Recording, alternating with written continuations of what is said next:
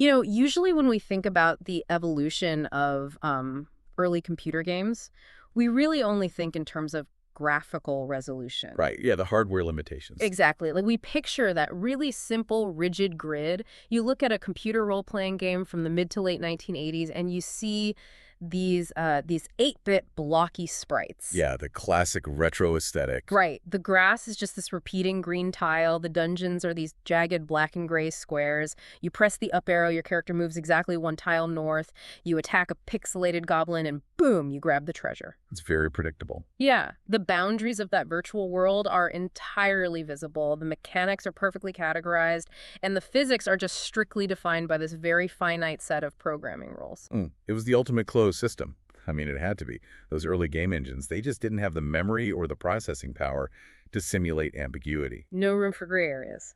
None at all. Every action had a hard-coded binary reaction. Right. An NPC, a non-player character, was either friendly or hostile, a door was locked or unlocked. Right. So the morality of those worlds, out of sheer technological necessity, it was as binary as the code it was written on. But then you start looking at how those specific low-resolution digital environments somehow crept into our modern literature, and suddenly that rigid, comforting grid becomes this deeply high-definition psychological labyrinth. It's quite the leap. It really is. So we are looking at a massive stack of sources today that show a narrative landscape that completely shatters that binary comfort. We have a really fascinating convergence to explore for this deep dive. We absolutely do. We are tracking how the foundational computer role-playing game series, Ultima specifically, Ultima V Warriors of Destiny and Ultima VII Part Two, Serpent Isle managed to profoundly shape the philosophical architecture, the narrative structure, and even the world building of this incredibly complex literary anthology known as Mysterium. Which is just a remarkable instance of digital architecture evolving into, metaphysical architecture. Yeah. And I should say, the sources we are synthesizing today are incredibly dense. On one side, we have this comprehensive documentation from the Codex of Ultima Wisdom, which meticulously outlines the lore, the plot structures, and the underlying game mechanics developed by Origin Systems back in the 80s and 90s. A lot of nostalgia in those wikis. Oh, definitely. And then on the other side, we have extensive excerpts from the Mysterium anthology itself, alongside these connected, highly dense philosophical treatises. Specifically, we're looking at a covenant of formed reality and a treatise concerning the common frailties of human judgment. Which are mouthfuls, honestly. All right. So I really want to set the baseline here for you listening, because looking at this stack, you might assume we were just going to point out that, oh, look, both worlds have wizards and magic swords. Like surface level stuff. Yeah, exactly. But the goal of this deep dive is to look at the mechanics of meaning. We are going to see how interactive video game tropes, things like rigid moral systems, magical weather events, and literal dungeon crawling, were completely repurposed by Mysterium to ask fundamental questions about human consciousness. How we construct ethics, how we cope with chaotic realities. Yes. Okay, let's unpack this, because you really don't need to be a retro gamer or a philosophy major to have your mind blown by these connections. Where do we even start with a stack this big? I think we should begin with the artifact that physically exists in both properties. Because understanding how information and truth are stored in both of these universes, well, it really forms the absolute bedrock for the rest of this analysis. Makes sense. In the Ultima series, the central, world-defining artifact is the Codex of Ultimate Wisdom. And to really understand its function, you have to understand the paradigm shift that happened in Ultima V and then carried right into Ultima V. Okay, walk us through that shift, because I know early RPGs were mostly just about, killing a big bad wizard and saving the kingdom. Exactly. The first three Ultima games were standard hack-and-slash adventures. But in Ultima V, the creator, Richard Garriott, decided to make a game where the goal wasn't to kill a villain, but to actually achieve spiritual enlightenment. Which was revolutionary at the time. Totally unprecedented. The game introduced the 8 virtues of Britannia: honesty, compassion, valor, justice, sacrifice, honor, spirituality, and humility. To win the game, the player, who is dubbed the Avatar, had to embody these virtues perfectly. Right. And the ultimate reward, the physical manifestation of completing this spiritual journey, was retrieving the Codex of Ultimate Wisdom for the bottom of the Great Stygian Abyss. So it's essentially this ultimate prize at the end of a massive ethical scavenger hunt. It is, but more importantly, the Codex in the Ultima lore is an objective artifact. It is a literal font of absolute, undeniable truth. Like you read it and you just know the answers. Exactly. When the avatar consults the codex, it dictates the rigid parameters of virtue. It is an external object that provides definitive, mathematically precise answers about morality and reality. Because it's a computer program. Right. It is a closed system of perfect, ultimate knowledge. It is the absolute authority in that universe. Which makes total sense for a computer game. I mean, the engine needs a way to calculate if you are quote-unquote good or bad based on your actions. It needs variables it can track. Yeah. But when I was reading through the excerpts from the Mysterium texts, their version of the codex functions entirely differently, like almost the exact opposite. It really does. In Mysterium, we are introduced to something called the Codex Historia and the Codex Philosophia. And right there in the preface, it explicitly warns the reader away from treating it like the Ultima artifact. It practically begs them not to. Yeah, the preface states, and I'm quoting directly here, "Truth is a chorus. Choose to see contradictions as variations on a theme." It literally calls itself an ecology rather than a rule book. So I have to ask, how does a book act as an ecology? Well, by fundamentally rejecting the idea that truth can be captured by a single monolithic voice. In Mysterium, the Codex is a living, breathing collection of history, conflicting mythologies, philosophical debate, and even poetry. It's messy. It is deliberately messy. The preface invites the reader to dwell among the voices, to hear the dissonances and the arguments between the different scribes and scholars. It explicitly states that no single genre is sufficient to capture the depth of human experience. So it's totally subverting that Ultima concept. Completely, it's subverting the idea of a single book holding ultimate objective wisdom. It sounds to me like the difference between reading an instruction manual for a lawnmower, which tells you exactly what to do with zero ambiguity, and then reading like an open source wiki page about the history of lawnmowers, where different editors are literally fighting in the margins over who invented the first blade. That's a very practical way to visualize it, yeah.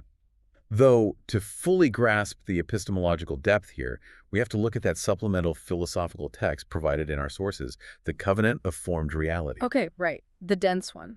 It is dense, but it explains the exact mechanics of why the Mysterium authors reject a rigid, absolute codex. The Covenant introduces this concept, warning against confusing the vessel for the water. It states, reality is independent of us, but our knowledge of reality is formed through us. Okay, I'm trying to map that. If reality is the water, what exactly is the vessel? Is it like the human brain, language? It is all of the above. The vessel is whatever model you use to contain and understand reality. Language is a vessel. A scientific theory is a vessel. A religious doctrine, or an eight-virtue moral system, is a vessel. The pure water of truth exists. But the moment you try to hold it, you have to pour it into a vessel. And the shape of that vessel inevitably defines the shape of the water you observe. Oh, wow. So you can't ever really see the water's true shape. Exactly. The text argues that mistaking the vessel for the water, basically believing that your specific model of reality is absolute reality, that produces dogmatism. And a single objective codex of ultimate wisdom, like the one in Ultima that is the ultimate dogmatic vessel, it's basically pretending it's the water itself. Precisely. To combat this dogmatism, Mysterium takes that very familiar fantasy trope of the ultimate book of wisdom and applies a fascinating mathematical and philosophical filter to it. Okay, you're losing me a bit. Mathematical filter. Yeah, in the margins of one of the Mysterium texts, there is this handwritten marginalia that grounds this entire concept in Bayesian probability. Wait, really? Yes.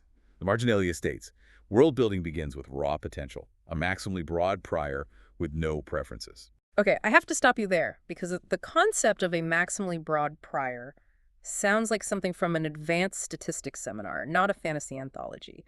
What does that actually mean for the reader? Let's break down the core mechanism of Bayesian updating. Thomas Bayes was an 18th century statistician, and his theorem is basically a mathematical way to describe how we change our minds when we encounter new evidence. Okay. In Bayesian terms, a prior is your initial belief about the probability of something before you have any actual data. A maximally broad prior with no preferences just means you're starting with a completely blank slate. You assign equal possibility to everything. You have zero rigid assumptions. So it's like walking into a mystery novel, and on page 1, every single character is equally likely to be the killer. Exactly. That is your broad prior. But as you read, as you gather new evidence, a bloody footprint here, contradicted alibi there, you update your prior. You assign new probability. You change your mind based on the new data? Yes. And the Mysterium Codex demands this exact kind of active Bayesian participation from its reader. It is not handing you the final objective answer like the Ultima Codex does. The text explicitly tells the reader, "You are a note in the chord. The Codex does not demand belief. It invites composition." Meaning, every time I read a new conflicting account from one of the scribes in Mysterium, I'm supposed to act like a Bayesian filter. I take the new evidence, weigh it against the old evidence, and update my own personal model of the truth.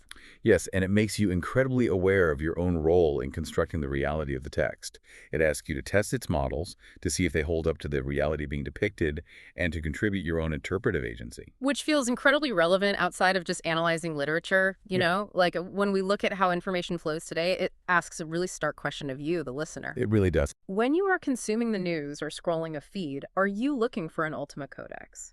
Are you searching for an influencer, a political pundit, or a news anchor to just give you binary black and white answers that you can passively accept? Or are you willing to do the uncomfortable Bayesian work of navigating a messy ecology of differing perspectives? It's a huge difference in cognitive effort. Huge. Because one path requires mindless obedience and the other requires active, constant processing. And if we follow the logic of the source material, relying on a rigid black and white codex doesn't just create passive readers. It creates the conditions for tyranny. Oh, wow. Tyranny. Yes, when a society attempts to enforce a binary absolute morality, when it mistakes its specific vessel for the pure water of truth, the results are catastrophic. Both Ultima and Mysterium explore this societal collapse in deep, deep detail. Right. This maps perfectly onto the core plot of Ultima V Warriors of Destiny. We talked about how Ultima V established this beautiful, idealized system of the 8 virtues, but in Ultima V, that system is just violently turned on its head. It's completely corrupted. Yeah. The benevolent ruler, Lord British, goes missing after an expedition deep beneath the earth. And in his absence, a regent named Lord Blackthorn assumes the throne. Blackthorn initially intends well, but he becomes corrupted by these sinister, shadowy entities. Under their influence, Blackthorn takes the oppression, 8 virtues, and weaponizes them. He institutes a regime literally called the oppression. And the mechanics of the oppression are just a masterclass in how moral fundamentalism operates. Blackthorn doesn't invent evil laws. He simply enforces the existing good laws with zero tolerance and zero contact. He strips all the humanity out of them. Exactly. He takes the flexible virtues and turns them into draconic absolutes. The examples from the game's lore are genuinely terrifying. If we look at the virtue of honesty, Blackthorn's law states, "Thou shalt not lie, or thou shalt lose thy tongue." Right. For the virtue of justice, "Thou shalt confess to thy crime and suffer its just punishment, or thou shalt be put to death." For the virtue of sacrifice, which is supposed to be about charity, the law becomes, "Thou shalt donate half of thy income to charity, or thou shalt have no income." He just strips all human agency and context out of morality. It is the complete extraction of empathy from the ethical system.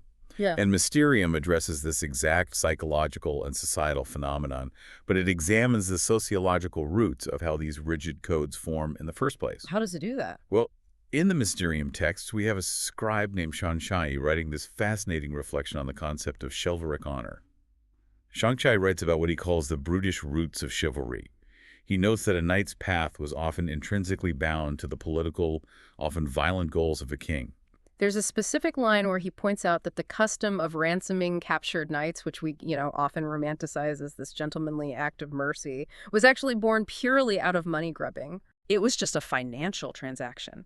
Yet, over centuries, that mercenary act gave rise to the mighty oak of chivalry. Shanshai is basically saying that our most revered moral codes often start as purely pragmatic or even brutal economic arrangements. He is observing how systems of ethics become petrified over time. They lose their original context and become rigid dogmas. And we can map Blackthorn's regime in Ultima V directly onto the sociological theories presented in the treatise concerning the common frailties of human judgment. The second treatise in our stack. Right. This treatise dedicates a significant section to the defense of established belief. It argues that for most individuals, belief serves identity long before it serves inquiry. I want to dig into that mechanism. How does a belief serve identity before inquiry? When a person adopts a belief within a rigid system like Blackthorn's oppression, that belief quickly ceases to be a hypothesis about the world. It becomes a foundational pillar of their social identity. The treatise states that a private opinion becomes a badge of loyalty. A badge of loyalty. Exactly. Once a belief is a badge of loyalty to a faction or a ruler, Questioning that belief is no longer an intellectual exercise. It is an act of social treason. Which explains why people will defend demonstrably false or even cruel systems. If admitting you are wrong means getting exiled from your community, or in Blackthorn's case, executed, your brain will do whatever gymnastics are necessary to defend the established belief. Self-preservation kicks in. Yeah. There's a line in the treatise that really stood out. Truth requires a judge willing to rule against his own house. Under Blackthorn, there is absolutely no ruling against the house. And this brings us to one of the most critical concepts in the covenant of formed reality, the mechanism of extractive constraint. Extractive constraint. The text provides a rigorous definition. It states that an extractive constraint is a structure that organizes the agency of one being entirely for the benefit of another, but it masks this extraction by borrowing the sacred language of order, duty, destiny, or necessity. So if a king just says, "Give me half your gold so I can buy a new castle," the peasants might revolt. But if the king says, "It is your sacred moral duty to embody the virtue of sacrifice and give half your gold to the state for the greater good," it's much harder to fight back against. It's the perfect disguise. Right. It's an extractive constraint wearing the disguise of morality. Exactly. The text notes, what appears to be discipline is often extraction protected by custom. Blackthorn's Britannia is the ultimate manifestation of this. The regime extracts wealth, obedience, and labor from the populace, and it protects that extraction by branding any resistance as a violation of the universe's fundamental virtues. And the covenant text provides this brilliant litmus test to identify when a system has become an extractive, dead constraint. It asks you to observe what happens when the system encounters evidence that contradicts its rules. This is where the Bayesian updating comes back in. Yes. If the system is healthy, it updates its prior, like we discussed with Bayes. But if the system is a dead constraint, the text says, contradiction is renamed mystery. Failure is converted into confirmation. The system becomes incapable of correction because it has made correction unintelligible. Which leads to the ultimate diagnosis of a failed ideology. What cannot lose an argument with reality has ceased to describe reality. That is such a powerful quote. It really gets to the core of it. When a moral code becomes so rigid that it cannot accommodate human fallibility or changing circumstances, it is no longer a tool for navigating life. It is simply a cage. And we see a powerful character study of this in Mysterium with King Helig. Yes, King Helig. The text describes him standing in his lofty study, staring out at his domain, feeling the crushing weight of his duty like an iron cloak. He is entirely trapped by his rigid definitions of honor, obligation, and tradition. He is paralyzed by it. Completely immobilized. Meanwhile, his wife, Queen Boudica, is out in the world, actively forging alliances, compromising, adapting to new threats. King Helig's honor has become a dead constraint. He has preserved the form of kingship, but he has completely lost the function. Procedure has become ritual without memory. He remembers the rules, but he has forgotten why the rules were made in the first place. And history, both in literature and reality, shows us that when the internal sociopolitical laws of a society become that rigid and oppressive, the pressure builds until a catastrophic rupture occurs. Something has to give. Exactly. In the fantasy architecture of these sources, that internal moral chaos is often mirrored by a violent rupture in the external physical environment. The pressure has to release somewhere. And when it can't release politically, the universe itself cracks. Which brings us to one of the most fascinating parallels in the sources, the teleport storms. Right. To understand the origin of this concept, we have to look at the game engine and narrative of Ultima VII Part Two, Serpent Isle. The second Ultima game in our stack. Yes. In this game, the player, the avatar, travels to a new continent that is being ravaged by inexplicable magical teleport storms. These aren't just rain and lightning. These storms are playing havoc with the fundamental physics of the world. They just swap things around, right? Yeah, they strike randomly, tearing matter apart and exchanging items across vast distances. A farmer might find his pitchfork replaced by a magical sword from a dungeon hundreds of miles away. I can imagine from a gameplay perspective, that is incredibly frustrating. You are trying to organize your inventory, and a storm hits and replaces your health potions with a pile of rocks. It forces the player out of their comfortable routines. It creates systemic chaos. Narratively, we learn that these storms are the physical manifestation of a cosmic imbalance. They stem from a conflict called the War of Imbalance between three primordial entities, the magical serpents of chaos, order, and balance. And the balance one is missing. Right. Because the serpent of balance has been removed, Order and chaos are basically tearing the fabric of reality apart. The Avatar's overarching quest is to traverse this ruined landscape and restore the cosmic equilibrium. And when we look at Mysterium, the parallel isn't just thematic, it's startlingly direct. The very first narrative section in the Mysterium excerpts is a story titled A Great Storm. It focuses on a character named Jack in a historically serene town called Lakeside. The town is totally upended. Yeah, the text describes a tempest unlike anything seen in decades. Lightning is slashing across the dusk, the lake is violently churning, ripping boats from their moorings. Furthermore, Shunshai, the scribe, details similar anomalies in his notes. He documents strange lightning striking Orford Castle, but he goes beyond mere meteorological observation. He theorizes about the metaphysical implications, noting that the boundary between the mundane physical world and the magical realms is growing dangerously thin. The veil is tearing. Exactly. He writes that it feels as though the tempests themselves are tearing holes in the veil between realms. And we also have the wisps, these enigmatic, glowing forest entities, warning the character Maria that a dark, ancient force is actively seeking to disrupt the fundamental balance of the forest ecosystem. The wording is almost a direct echo of the War of Imbalance in Serpent Isle. It really is. In fact, Mysterium isn't even trying to hide this lineage. There is a literal Easter egg citation in the Mysterium bibliography that cites Ultima VII, the Serpent Isle, Origin Systems, 1993. They are explicitly honoring the digital architecture that inspired their world. It is a profound acknowledgement, but what we really need to analyze is the mechanism of these storms within the philosophical framework of Mysterium. In the video game, the storm is a puzzle to be solved, right? An obstacle for the Avatar to overcome to beat the game. Sure.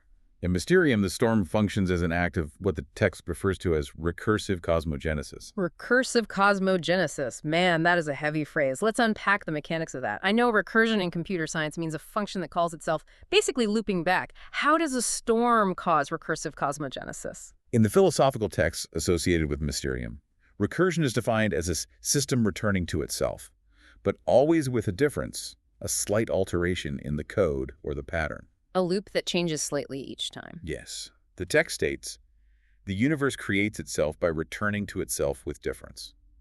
The teleport storms are the universe's ultimate recursive mechanism. When the societal structures like King Helig's dead constraints and rigid honor codes become too stagnant, the universe shatters them. It's like the universe is violently shuffling the deck. It refuses to let the characters remain in their comfortable, petrified states. Jack, Maria, Sophia, they are all forced by the sheer chaos of the environment to abandon their routines and adapt to an entirely new reality.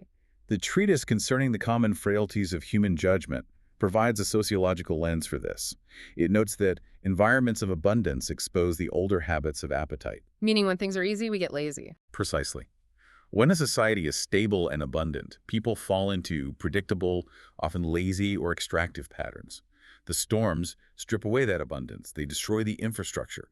They force a return to fundamental, primal human resilience and adaptability. This connects beautifully to the myth of the Earth Diver mentioned in the Mysterium excerpts. The story goes that a great empress loses her husband, and in her grief, her entire kingdom begins to wither and decay. It stagnates. Yeah. Then a sage comes to her and tells her the ancient myth of the Earth Diver, this creature that willingly dives into the chaotic, primordial, drowning waters to seek a single, tiny speck of sand. And from that single speck, it builds an entirely new foundation for the world. The storm forces you into the water. It forces you to become the Earth Diver. That is the exact metaphor, yes. Yeah. You cannot rebuild on the old, corrupted foundation. You have to dive into the chaos.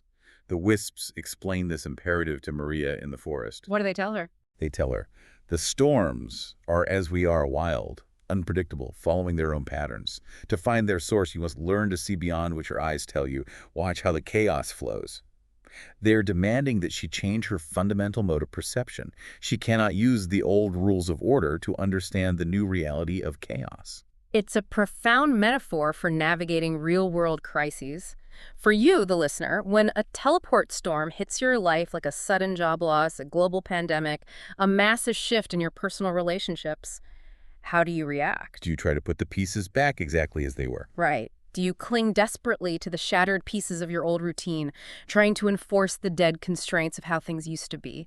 Or do you recognize it as an opportunity for recursive development? Do you dive into the primordial water, find a new speck of sand, and let the chaos reshape you into something more resilient? And crucially, in both the Ultima games and the Mysterium texts, finding that new foundation requires abandoning the surface world entirely. When the external environment is ruptured by storms, the characters are inevitably forced to seek answers in the darkest depths. The chaos on the surface drives the descent. Exactly. The descent is unavoidable. Which brings us to the underworld. Now, the descent into the dark is one of the oldest tropes in storytelling, from Orpheus to Dante, but the way it evolves from a video game mechanic into a psychological labyrinth in these sources is just fascinating. Let's look at Ultima V first. In Ultima V, the underworld is a massive, sprawling physical location. It is a vast subterranean continent situated beneath the surface of Britannia, filled with lava rivers, treacherous mountain ranges, and brutal monsters. Standard fantasy fare. Right, and the inciting incident of the entire game is Lord British leading a massive expedition into this physical darkness. He maps the terrain, builds outposts, but ultimately his physical expedition fails. He gets captured. He is captured, and his presence there accidentally unleashes the Shadow Lords. These are three entities of pure malice that ascend to the surface and ultimately corrupt Lord Blackthorn. So in the game, it's a literal dungeon crawl. You equip your armor, you light a torch, you go down into the caves, fight dragons, and try to find the king. Now, Mysterium does retain some of this physical dungeon crawling DNA. There's a sequence where the orc character, Grarg, navigates a physical underworld, this ruined ancient keep in the western Old Forest, searching for dark power from a mysterious host. Yeah, that part feels very traditional. It does, but the narrative quickly pivots away from physical geography and turns the underworld into a deeply psychological space. Specifically, we have Peter's terrifying journey. Peter's descent is the antithesis of a standard fantasy dungeon crawl. He isn't fighting physical monsters. He's navigating a hallucinatory descent guided by the fairy woman, Fae. She leads him into these spaces described as the Inverted Temple and the Silver Lake. And we also have to mention the visceral horror story of Sir Kilroy, which represents another kind of descent entirely. Kilroy was a knight who was buried alive, trapped in a pinewood box. That section is incredibly dark. It really is. The text describes him clawing at the lid of the coffin until his fingers literally bleed to the bone, eventually succumbing to the darkness and rising as an undead wraith bound to a demonic steed called the Nightmare. It highlights that the underworld in Mysterium isn't just a place on a map, it's a state of agonizing entrapment. What Mysterium is doing here is taking the external villains of Ultima the Shadow Lords and completely internalizing them. In the Mysterium texts, the Shadow Lords are not just hovering phantoms that you can attack with a magic missile. Right, you can't just hack and slash them. No, they are explicitly described by the ancient dragon Fuzang Long as Dream Slayers. I want to focus on that term, Dream Slayers, because it implies that their weapon isn't a sword, it's disillusionment. The text describes a Dream Slayer's attack not as physical violence, but as a slow, meticulous unraveling of our most trusted assumptions. They attack your certainty. They corrupt your foundational beliefs. Yes. The underworld in Mysterium is a manifestation of the subconscious mind facing its own structural collapse. When Peter is led down the winding, impossibly deep stairs of the Inverted Temple, he describes the sensation as being like staring into the maw of a ravenous beast. But there's no actual beast. Exactly. The true danger isn't that a monster is going to eat him. The danger is that Faye is using Peter's own mental exhaustion, and specifically his noble virtues, against him. She brings him to the shores of the Silver Lake, and the text describes reality itself fracturing. It breaks apart into geometric forms and writhing light. Peter's brain simply cannot process what he is experiencing. It's not a physical battle, it's severe cognitive overload. And Mysterium provides a specific vocabulary word for this state of cognitive overload, drawn from its internal elven glossary. The concept is called Indokuma, which translates to the crescent void. Indokuma, the crescent void. The glossary defines Indokuma as the profound, agonizing absence of words required to articulate a deep existential insight. It is a hollowed intellect yearning for expression. Peter is forced into the crescent void. His vessel is breaking. Yes, exactly.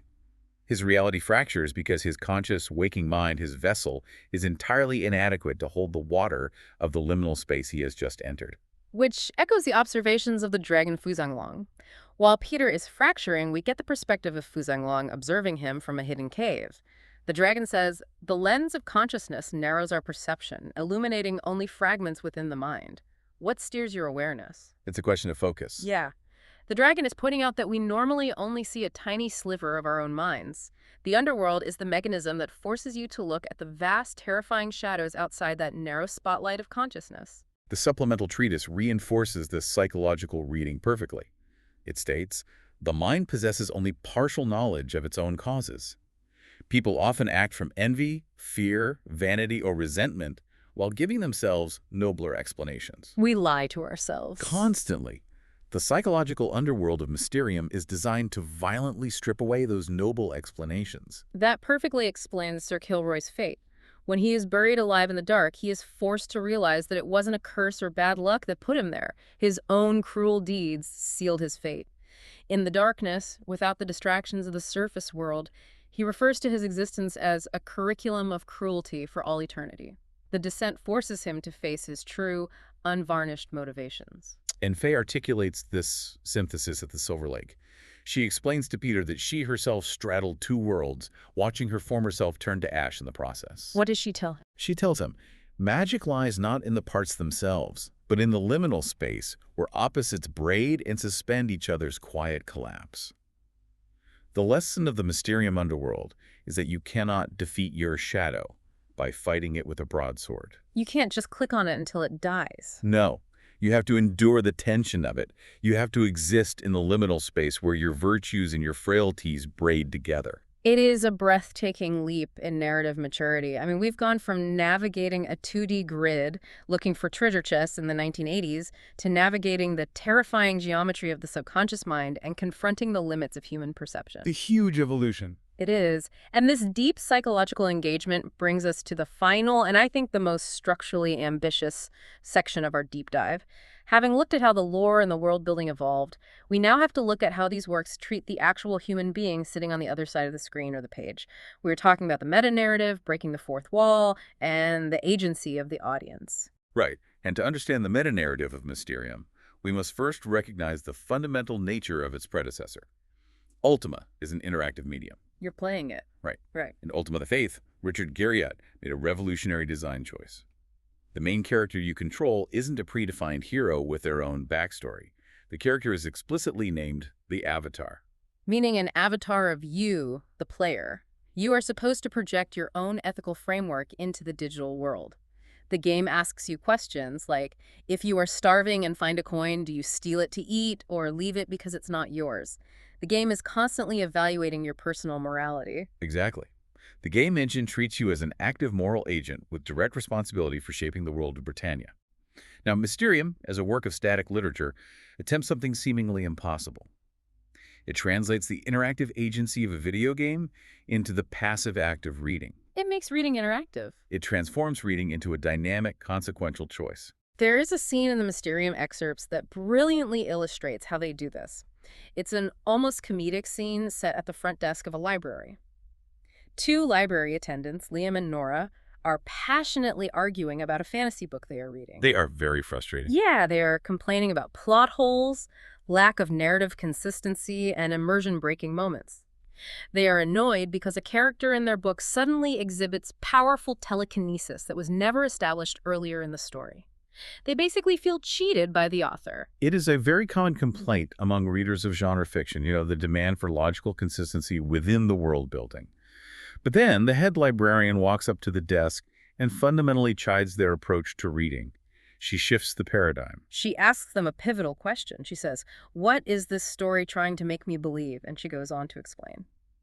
Every story proposes a model of the world, its laws, its patterns, its themes, and every new development is evidence. She is instructing them to stop acting like passive consumers demanding entertainment and to start acting like scientists or philosophers.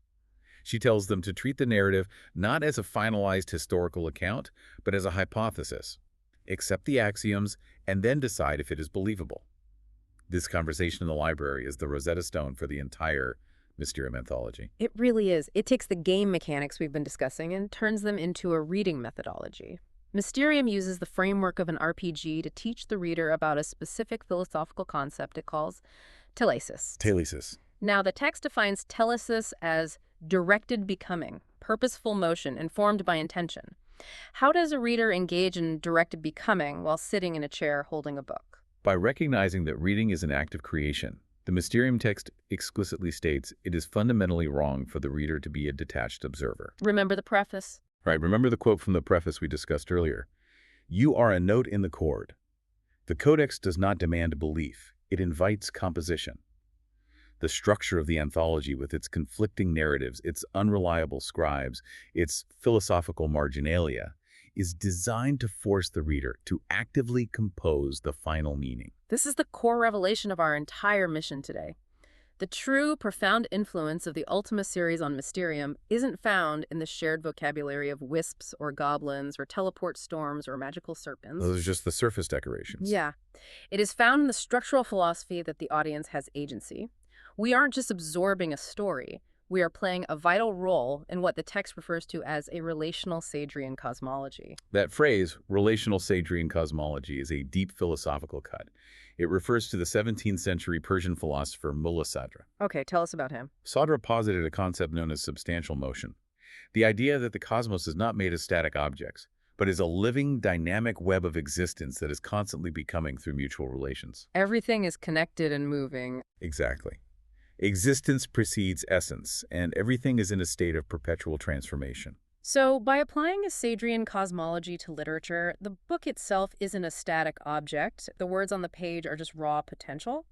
The story only becomes reality when the reader's consciousness interacts with it. The reader and the text are in a mutual relationship of substantial motion. Precisely. The reader of Mysterium must actively navigate the chaotic landscape of conflicting texts with the same intentionality that the avatar must use to navigate the ruined, storm-tossed landscape of Serpent Isle. To do this effectively, the Covenant of Formed Reality demands that the reader develop what it calls double vision. I love this concept. Explain how double vision works in this context. The text explains that the reader must look at the narrative with two eyes simultaneously. With one eye, we attend to significance. Meaning the themes. Right, meaning asking the thematic questions. What is this story trying to preserve? What deeper human truth does it reveal? Why did the author shape the vessel this way? And then, with the other eye, we attend to warrant. Looking for proof. Yes. This means demanding evidence. What proof supports this interpretation? Is the internal logic consistent? So you are simultaneously experiencing the magic of the story and analyzing the architecture of the storytelling. You are a witness, you are a judge, and ultimately you are the co-creator of the truth. You're doing both at once. At the end of that library scene, Liam the librarian sums it up perfectly. He says, "The whole anthology becomes an offering. Here are tools that help me make sense of things. Use what serves you, leave what doesn't." It is handing you the agency of the avatar, but placing it squarely in a literary and philosophical arena. And it comes with a stern warning about the abdication of that agency. The text warns that no scripture interprets itself. No machine produces an answer without architecture. You can't just take it at face value. Right. If you treat a text, any text, as an absolute self-interpreting truth like Lord Blackthorn did with the Sage Virtues, you fall into the trap of extractive constraint. You are required to read the architecture, to interrogate the author's intent, and to engage in what the text calls the recursive way. Where each time you cycle through the reading, you bring a new turn of understanding through an old truth. You update your Bayesian prior. It is an exhausting but deeply rewarding way to engage with art. It is the absolute pinnacle of interactive reading. The evolution from digital code to philosophical inquiry is complete. We have covered immense ground today. Let's just trace the arc of this incredible journey. We started by looking at the foundational DNA of classic computer RPGs from the 80s and 90s. The 8-bit grids. Yeah. We examined how the absolute rigid virtues of Ultima V demonstrated the terrifying psychological trap of moral absolutism and extractive constraints.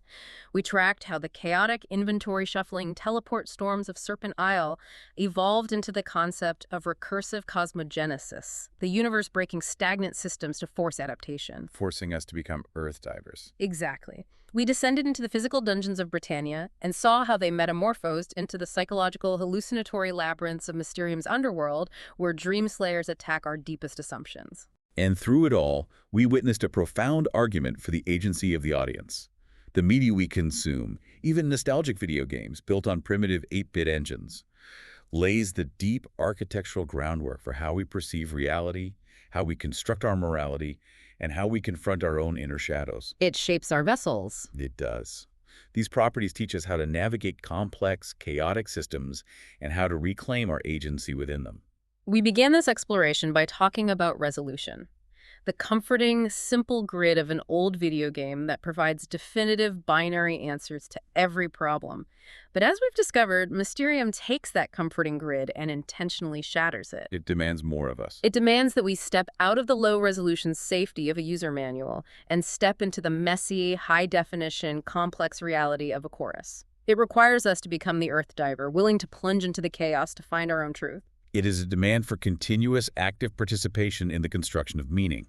You simply cannot remain a detached observer. Which brings me to the final thought I want to leave you with today. If Mysterium treats you as an active participant whose double vision is required to co-create the codex, and Ultima treats you as the avatar who bears the ultimate responsibility for the virtue of the entire realm, consider the grand, incredibly chaotic open-world game of your own life. That's the real test. It is.